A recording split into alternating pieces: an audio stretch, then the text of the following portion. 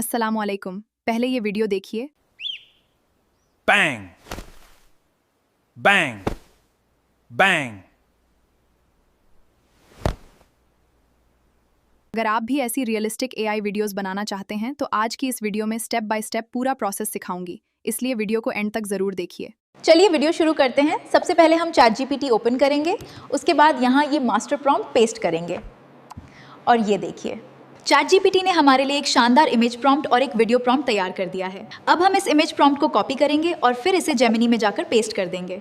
अब कुछ ही सेकंड में हमारी इमेज बनकर तैयार हो जाएगी। हम इस इमेज को डाउनलोड कर लेंगे। इसके बाद हम वापस ChatGPT में जाएंगे और वीडियो प्रॉम्प्ट को कॉपी कर लेंगे। वीडियो प्रॉम्प्ट को कॉपी करके हम गूगल फ्लो में आ जाएंगे। यहाँ हम न्यू प्रोजेक्ट पे क्लिक करेंगे, फिर बॉक्स में अपना वीडियो प्रॉम्प्ट ऐड करेंगे और जो इमेज हमने जेमिनी से बनवाई थी उसे यहाँ अपलोड कर देंगे।